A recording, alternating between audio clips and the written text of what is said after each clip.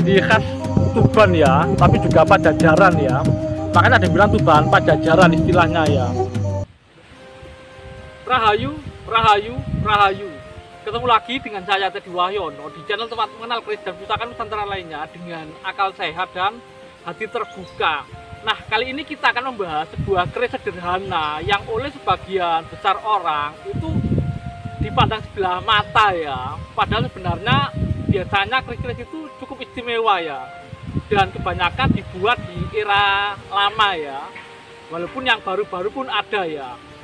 Nah, sebelum saya bahas, buat teman-teman yang belum subscribe, silakan subscribe dulu biar tidak ketinggalan informasi dari channel ini.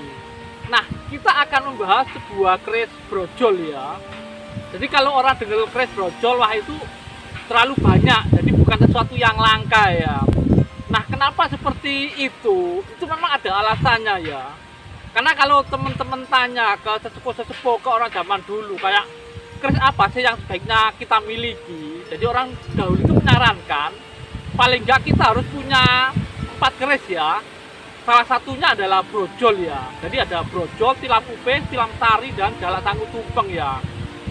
Jadi kalau teman-teman memiliki keris, entah itu karena yang disukai atau yang sesuai dengan weton atau buku, yang sesuai dengan pekerjaan atau profesi, itu teman-teman paling nggak itu disarankan punya keris brojol ya. Yaitu keris yang mempunyai filosofi kelancaran ya. Jadi agar bisa melewati segala sesuatu atau permasalahan itu dengan lancar ya. Jadi seperti itu ya. Nah, jadi salah satunya seperti ini ya. Nah, jadi bentuknya memang sederhana seperti ini ya. Jadi lurus dan polos, bilanya limpo ya, tidak pakai odo-odo ya. Tapi biasanya memang keris-keris brojol itu ditemukan dari era-era lama ya. Dan ini salah satunya ya. Ini adalah Tangguh Tuban ya, ada yang bilang Tuban Pajajaran.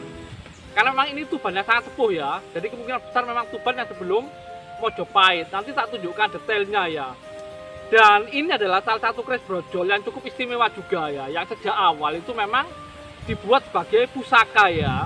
Jadi memang salah satu tandanya itu di bagian gonjo bawahnya. Itu waktu saya pertemuan pertama kali ya. Jadi memang waktu saya dapatkan itu memang tendeknya sudah hilang ya, tapi terlihat bekasnya itu ya, lubangnya ya. Nah, kali ini ya sudah diwarangi ya.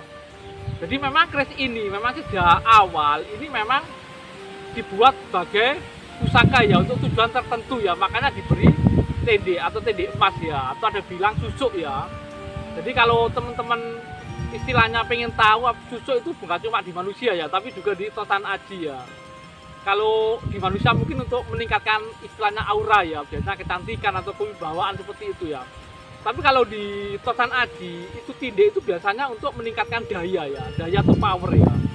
Bahkan kalau di cerita di era Mataram Sultan Agung itu banyak keris-keris punggawa Mataram yang diberi tindek emas ya.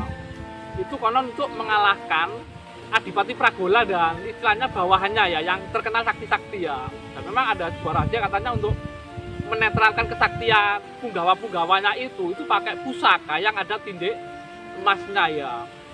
Jadi untuk tindek emas sendiri itu memang sudah ada sebelum era Mataram Islam sebenarnya ya. Makanya di situ ada yang ngasih tahu rahasianya, pakai keris-keris yang ada tindek emasnya. Jadi seperti itu ya.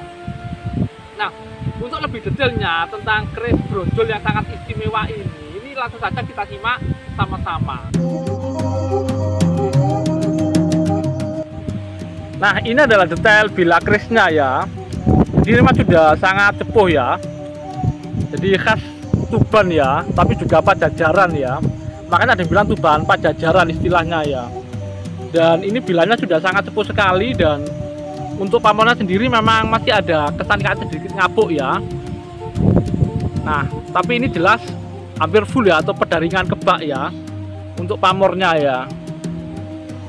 Untuk panjangnya sendiri ini cukup besar ya, sekitar 37 cm lebih panjang bilanya saja ya. Nah, mungkin itu saja dulu dari saya tentang keris brojol yang cukup istimewa ini. Semoga bermanfaat dan jangan lupa untuk like dan subscribe-nya. Wenganing rasa tumlawung, keksi saliring jaman, anglangut tanpa tepi, yaiku aran topo tapaking yang sukmo. Terbukanya rasa terang benderang, kelihatan semua zaman, jauh sekali tanpa batas, itulah yang disebut mencari jejak Tuhan.